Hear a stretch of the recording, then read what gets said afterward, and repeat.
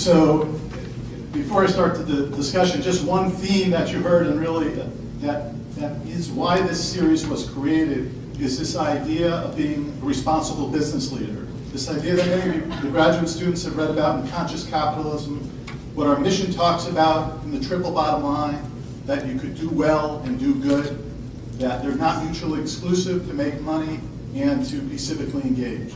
And so that's the thread in our series, and we try to bring back people who exemplify that, like Ray Allen. So Ray, welcome again. Thanks for sitting in our living room here with us. Thank you. It's good to be here. Thank you all for coming tonight. It's wonderful to see such a large number of people taking an interest in their education, getting better educated, because that's certainly a key. But it's good to have you engaged in this great institution, which is just a wonderful. So I'd like to start out by filling in some of the gaps. We heard a lot about your professional background. Could you tell a little bit more about your path? You grew up in Milwaukee, and now you're a state leader. Fill in some of the gaps, if you would. Well, I came by way of that maybe a little odd. I used to talk about people having a passion, so I don't know if I'm doing my passion now, but I'll tell you how I got to what I'm doing now. I did grow up in Milwaukee, and I was blessed. I had great parents. We talk about kids nowadays so much about having parents and encouraging them to get an education. I had great parents. My father had worked in a factory, he worked in a foundry, he was a molder, if you know what that is. And that's a tough job, it's a nasty job. My mother was a maid, not a married maid, was a maid. And they still had maids. And both of them were big proponents of getting an education for their children. And I wouldn't be sitting here tonight if in fact they hadn't been sticklers for that.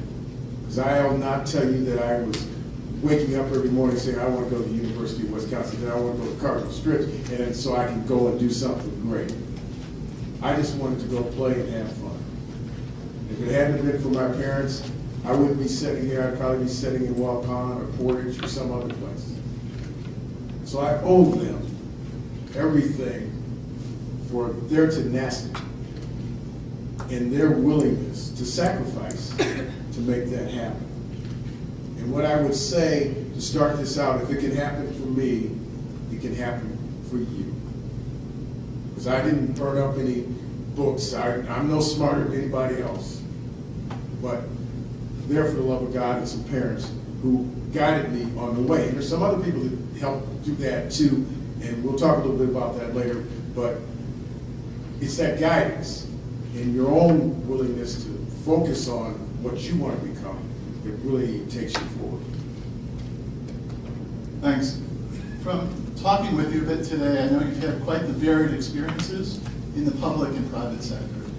And you worked for a little company, I think, as you like to say, named John Deere, that you weren't so sure you were going to start. Could you talk a little bit about that beginning and then your progression? Well, when I came out of the university, I had this vision that I got a journalism degree, so it wasn't that I wanted to be a writer. I had some great job offers when I got out. I was very blessed. So I thought I wanted to go to law school. So that's where I wanted to focus. The only problem with me going to law school, I was broke by the time I got out of college because I didn't have any money. So I needed to have a job. And I had a couple of great offers.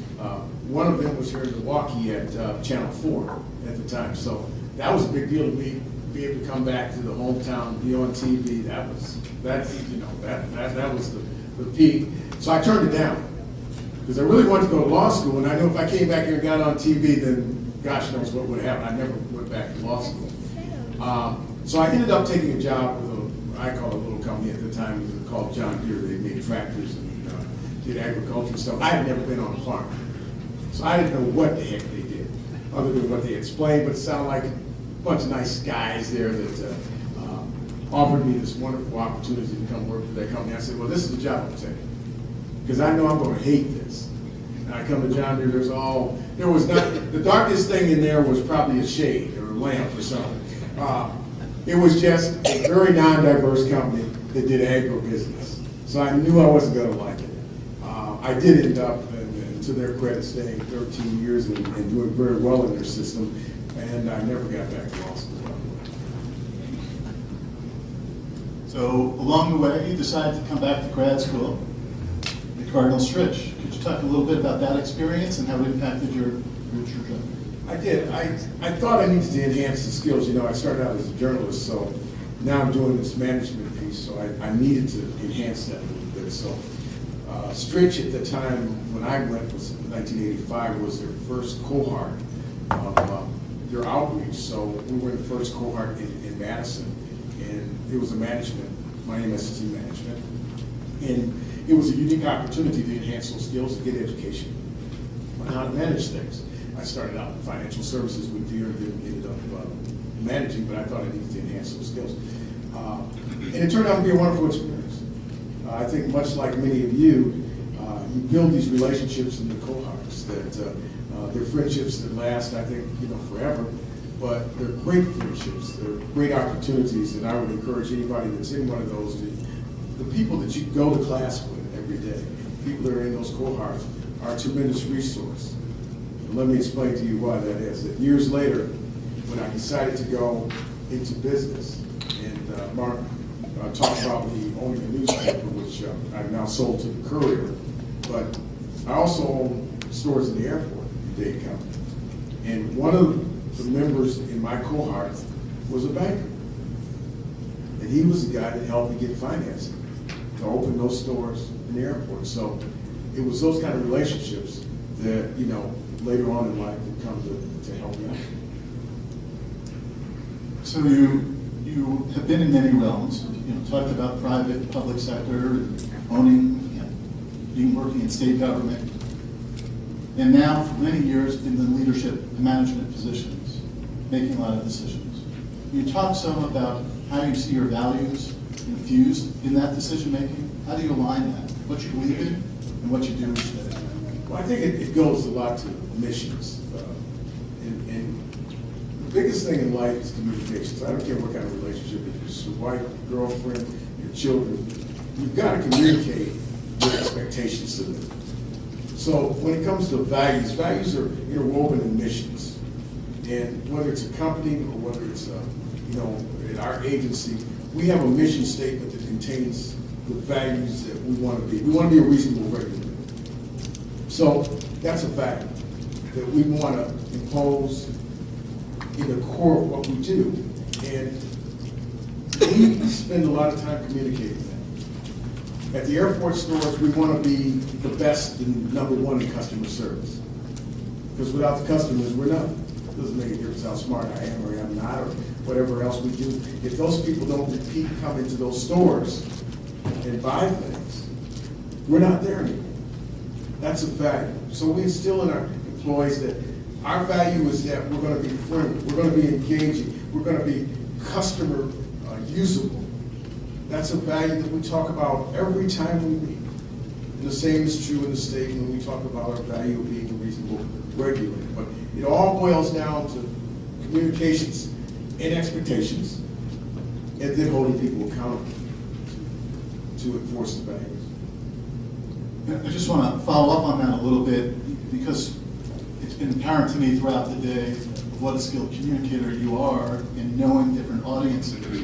And earlier we were talking about the distinction between communicating in the public sector and leading a government office and communicating in business where you have owned different businesses. Can you talk some about the distinguishing factors, the nuances, and how you communicate in those different audiences? Well, they're different cultures. Most of our public employees have a different cultural mindset in terms of where they place employment. They came into government to do good. They really did. They chose good over economic gain. They also have a couple other traits that they don't adapt well to change. And they like security. That's why they went into government. They wanted to do good. And they don't want things that change real rapidly. And they like security. Now, on the other side of the aisle, the other employees have a different culture that they look at. They're more reactive in terms of they're willing to take more risks because they're working at will. They're willing to adapt to change a lot faster because they understand the bottom line must be met, or else they don't have a job. So it's a different approach to each one, and how you approach folks. Because I can go into the stores and say, you know, our sales are way down, so we need to make some changes, and we need to make those fairly rapidly, because we're losing money and everybody here wants to keep working. Because if we don't have money, somebody's not going to be working. Whereas in government, the change has to be a lot slower.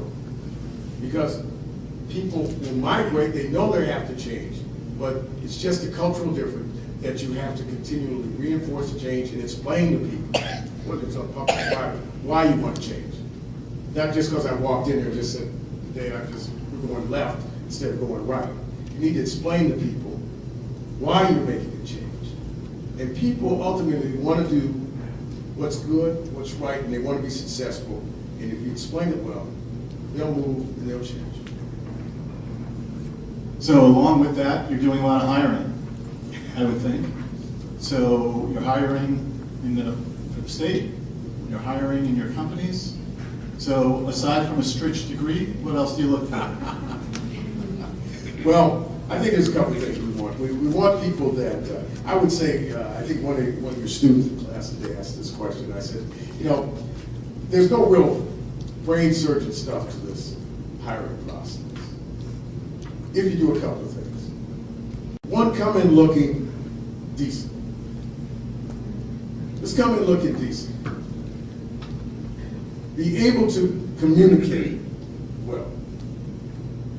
Be able to tell me why we should bring you into our organization.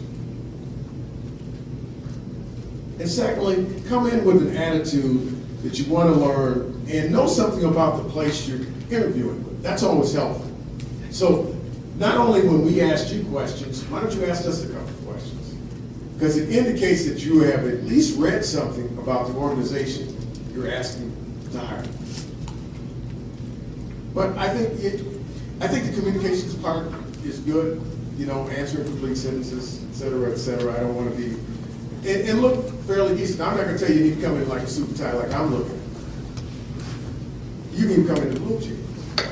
But be clean, be neat, all the things that your mom and pop told you to do, and showing interest in the organization that you're asking to bring you aboard. So I'm only going to ask a couple more questions and then open it up. One question I want to ask you, whether it's your day job or your night job or other things you do in between, what is it that keeps you up at night? What is it you're concerned about in your professional life? People keep you up at night. These jobs would really be easy if you didn't have any people working for you. The hardest thing is that in all organizations, there comes sometimes, unfortunately, a point where the needs of the organization differ from the needs of the people. Think about it in terms of doing a layoff. Needs of the organization different than the needs of the people. People need a job, and you need to cut expenses. That's what keeps you up at night. How do you get to that point? How do you deliver that message? Have you done everything you need to do so that you don't have to have that conversation? That's a hard thing to do. And it's really kind of a difference. I tell people when they become entrepreneurs that you're going to have a different set of headaches. You know, when we have worked for somebody else, we complain about this and we complain about that. But things, you've seen nothing yet until you run a company and you have people. Because now you absorb all their issues or non-issues. And you also have a responsibility to them. Because they depend on me to make good decisions so that they still have a job. So that's how they feed their family. That's how they pay their mortgages. That's how they live their life.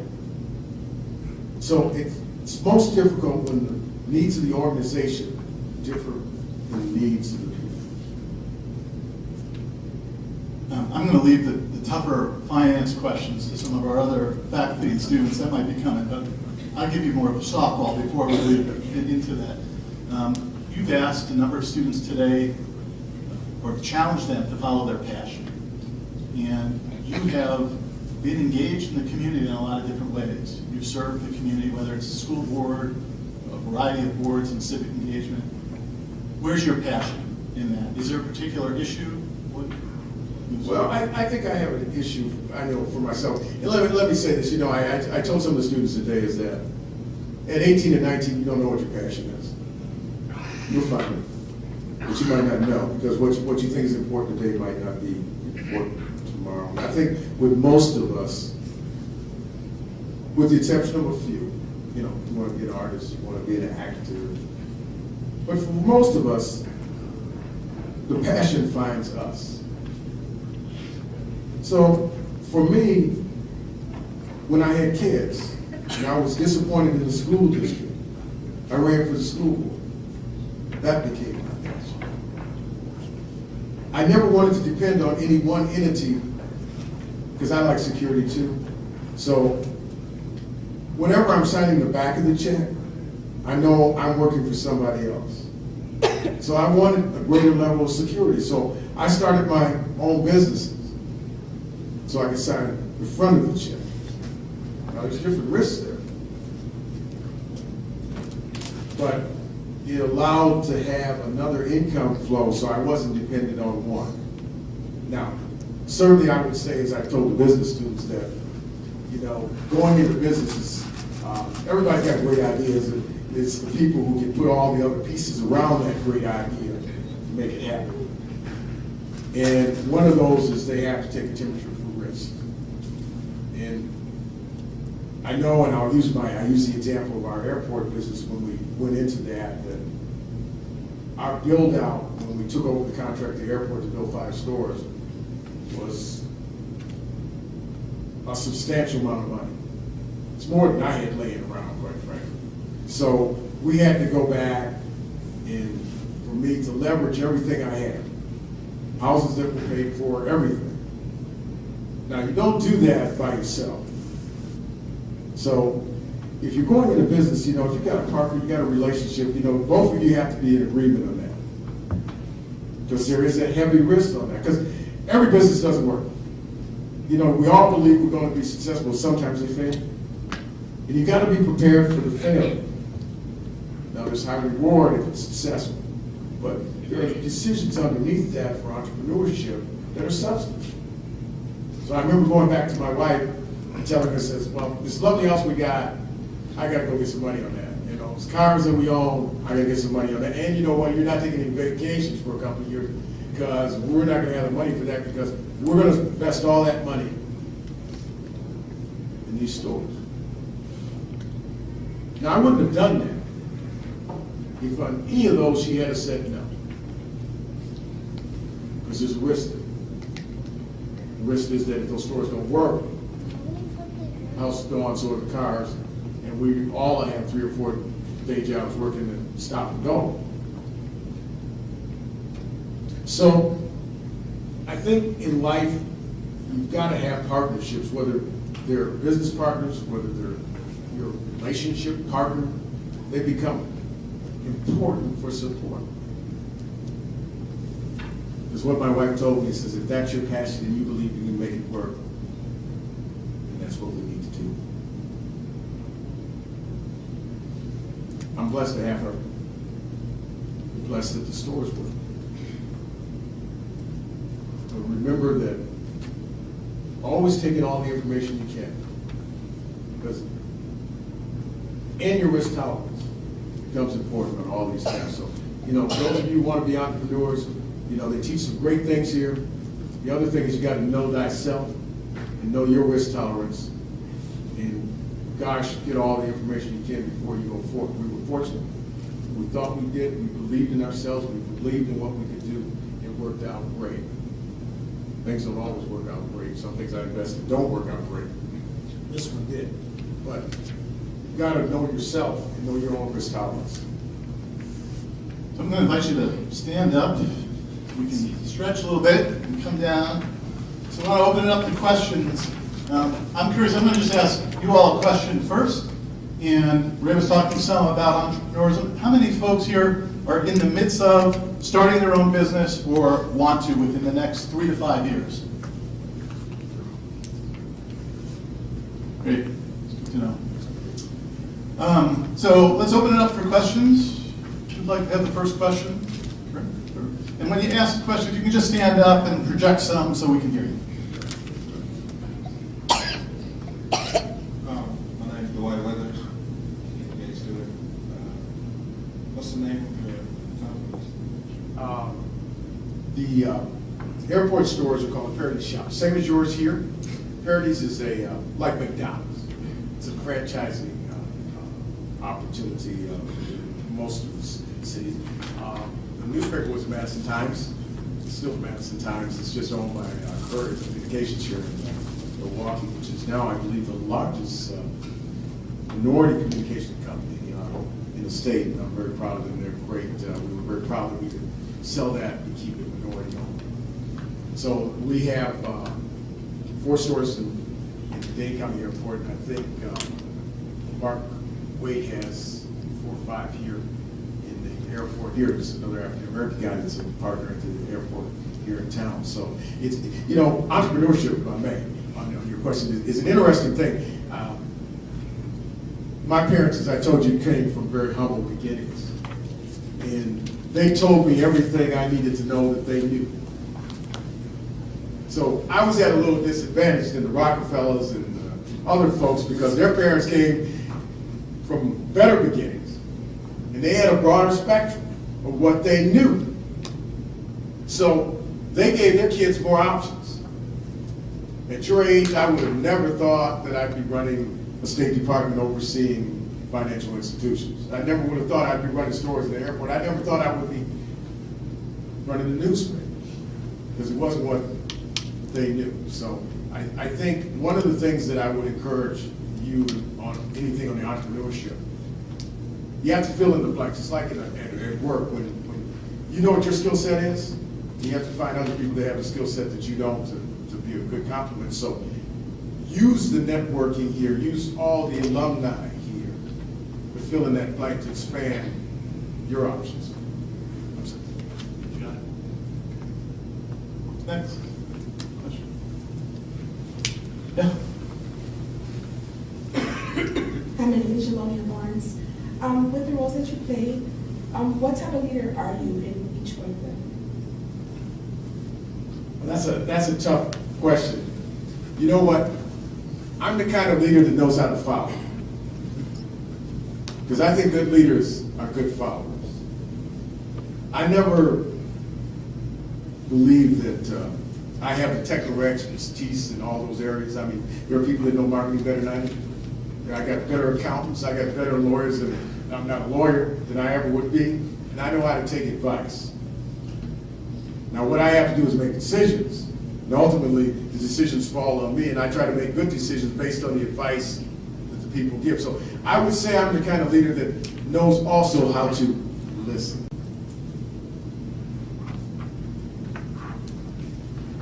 Next.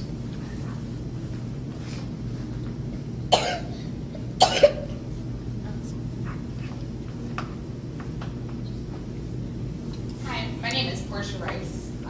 When did you find the time to open and start running your brand new businesses, being an entrepreneur? Was it after John Deere? Was it while you're in your current position? When did you find that time? Well, it was after John Deere. When I left John Deere, I went to government. One of the things, all the jobs I've had are at the pleasure of a governor. So I've had the pleasure of serving 4 governors, Democrats, Republicans. But the operative word is pleasure. I serve at the pleasure of. So I never knew when I would become unpleasurable.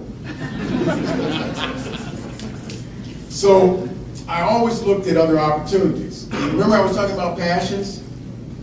Passions and opportunities are kind of the same, because sometimes you trip over them, or sometimes they find you. The newspaper I was on the board of, and the gentleman that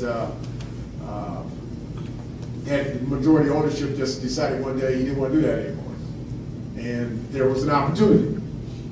The airport was an opportunity by accident. Somebody called me and said, you know, they're looking for somebody to run these stores at the airport, and they would prefer to have some minority participation. You know what, you ought to call them.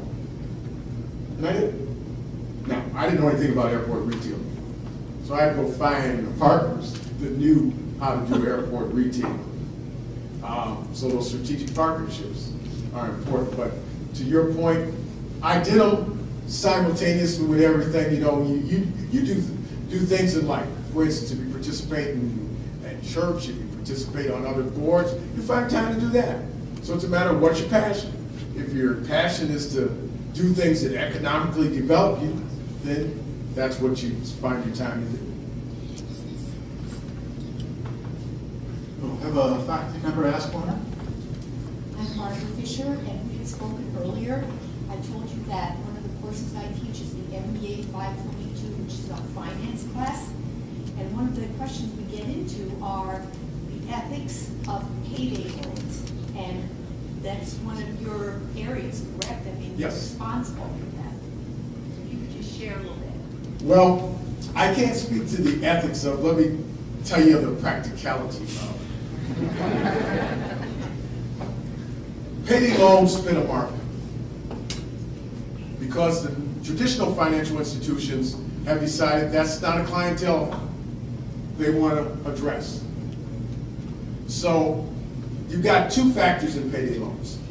You've got one factor of people who have good incomes, who are middle class, that just don't want to go to a bank or credit union to get a loan. They don't want any hassle getting a loan. They want instant money. They don't want the banker to ask them, you know, who's your mother, who's your father, who's your brother? Well, how long do you live there? And by the way, what are you going to do with the money? They don't want to go through that. They just want the money. So they go, they have jobs. And they go, and they know they're paying a little higher interest rate, but they're okay with that. And then you have the other that are not traditional borrowers from banks and credit unions, have maybe poor credit or an inability to get loans from a traditional institution. Now, you're given a high-risk loan, so truthfully, the interest rate's going to be higher. And I know there's a lot of debate. People say, well, it's on a payday loan, they shouldn't charge so much. Well, it depends on how you look at the charging. Probably a better way to look at a payday loan is saying, what does it cost me per $100? Because everybody tells you it gives you an interest rate. They say, well, payday loan is going to cost 200, 300%. That's true if you kept the loan for a whole year. But I don't know if that's a fair assessment of how to look at a payday loan. Let's look at it. It's a 2-week loan. That's what the law says you can have it. You can only have 2 of those in succession, then they can't make any more to you. So interest rate is really whatever it is per 1,000, which I think in some places is $10, per 100, $10 per 100 in a lot of cases. They are high-cost loans. I'm not advising anybody to go out and get one. But you also have high-cost credit cards. So my advice is that everybody ought to take a pause where they can and manage their finances well so that they don't have to use either one, high-cost credit cards or high-cost payday loans. Because really it's a matter of education, but it's legal and people make a choice. Next question. Walt. After a number of years of working, you decided to come back to school, to education. You chose our institution. First question, why our institution compared to all the others? And number 2, we offer 2 master's programs, an MBA and MSN. You selected the MSN. Explain your rationale, please. Well, why your institution is because I think you did a better job of marketing than most at that time. But in our interviewing and just talking with the folks, the values and the people we had involved were important too. And more so than the receptibility of many other institutions. Most institutions were not amenable to have working students at that time. If you couldn't go to school during the daytime when they wanted to instruct you, they didn't want you. And you were amenable to that. So that's great marketing on your behalf. It's a great role that you play in the market because, as you can see there's a lot of folks here that have worked with students that come to the institution. So, and you were the leader, Stretch, in that market. I mean, there's a lot of other people doing, everybody's doing it now, but you were the first. And that's innovative, and that's creative, and that says something about the way you view the world. I don't know, everybody had an MBA. You know, everybody was getting an MBA, so I thought I'd get an MS. It just looks different on the resume.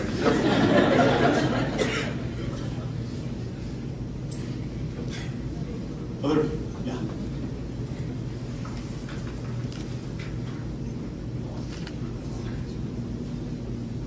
Hi there, good evening, and thank you, Mr. Allen, for coming to Stretch tonight. My question to you is, how your cultural roots play a role in your professional success? That's an interesting question.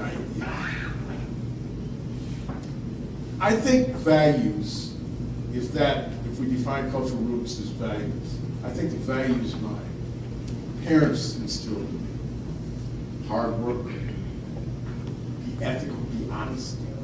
If you start something, finish it. Played a lot in my head. Still plays a lot in my head. You know, it's amazing how smart my dad has become as I've gotten older.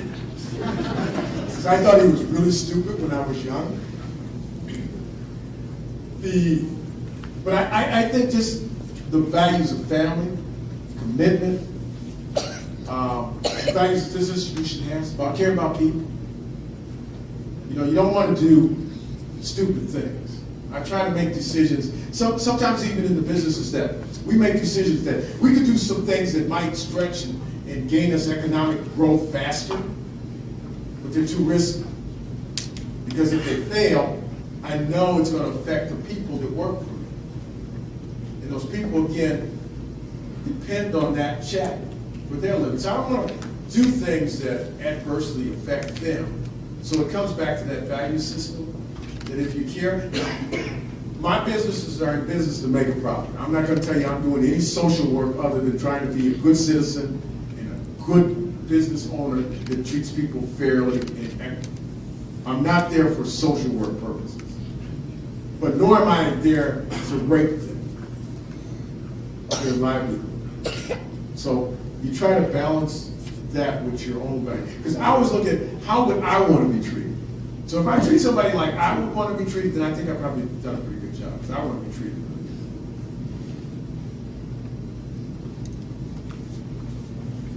Time for just a couple more. I want to make sure the students, if you, we have a little run on faculty here, so.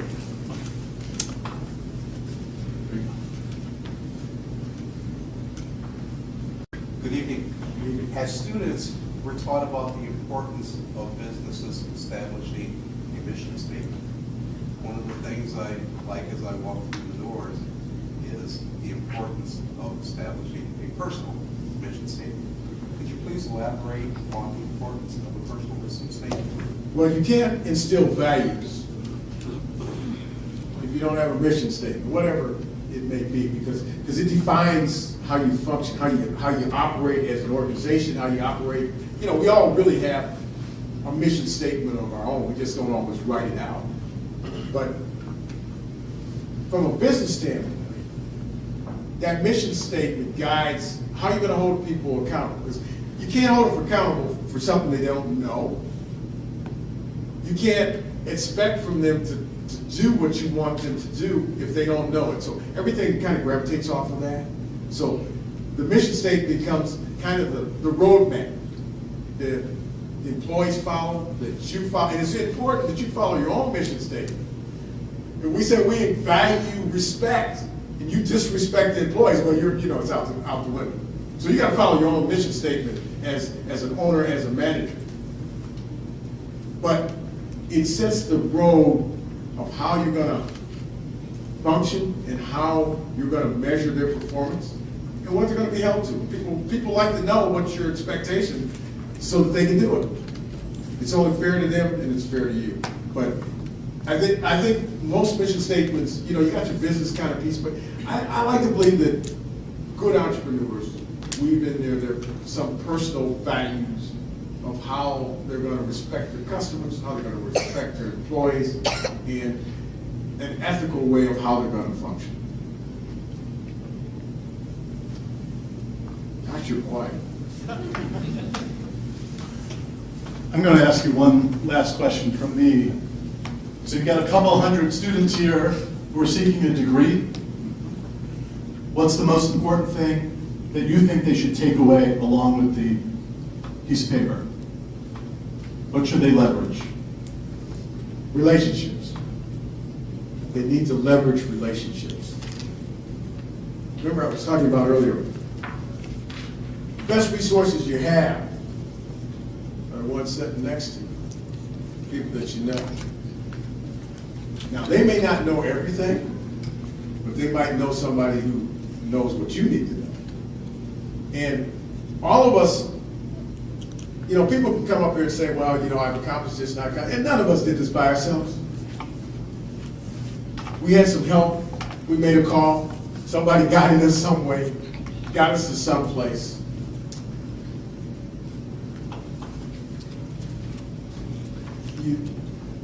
You have an opportunity, I think, with your cohorts here, with your alumni. They're a resource to be valued. They fill in the gap for those of us and those of you whose parents don't have this vast Rolodex of folks that if you want to start a business, they can call their banker and get you funding. Or if you need a job, they can call their friend who's running a Fortune 500 and say, I'm sending my son over, or my daughter over, can you take care of them? But there's somebody in this room that can call somebody that's running something that can probably hook you up. So your greatest resource is here.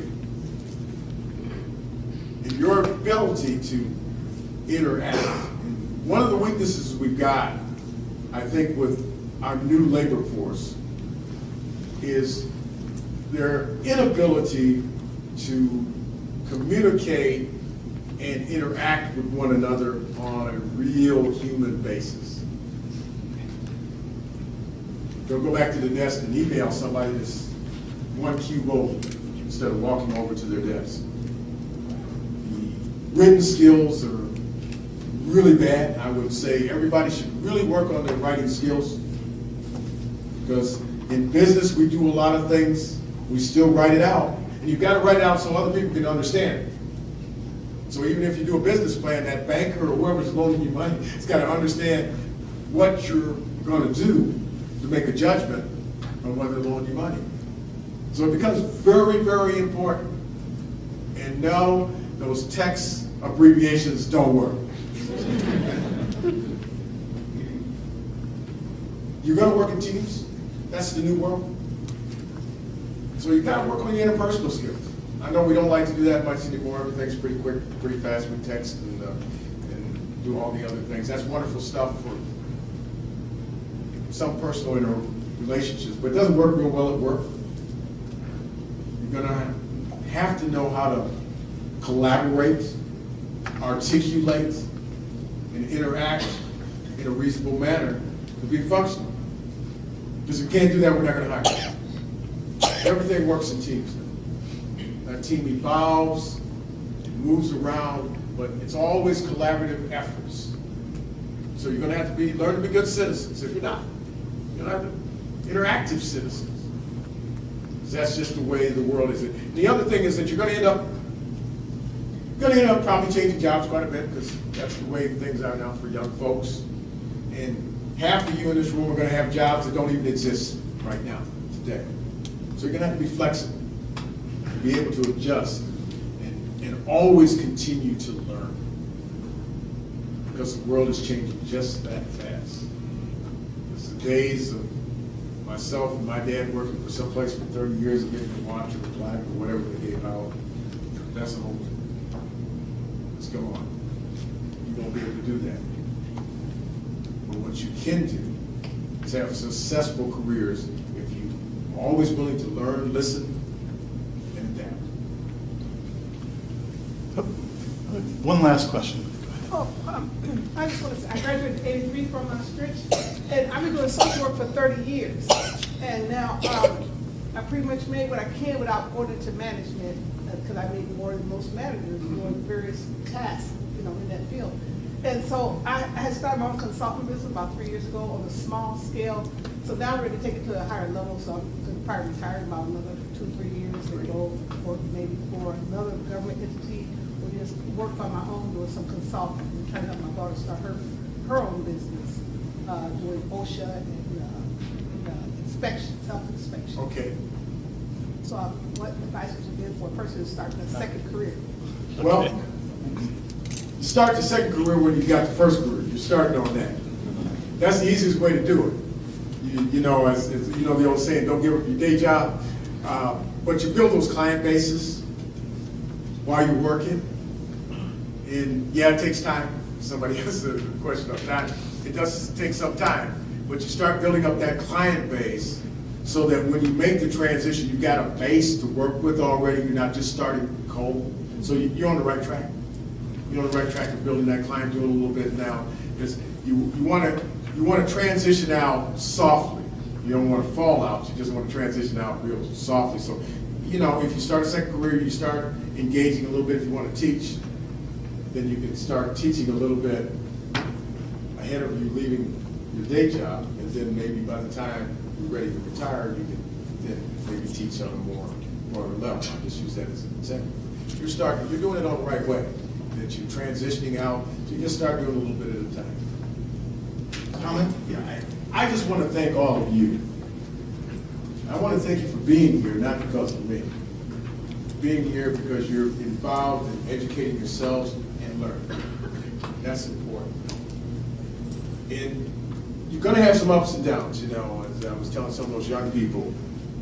It's not going to be an easy road for some of the things you want to do, but you've proven that you believe in yourselves. Continue to do that.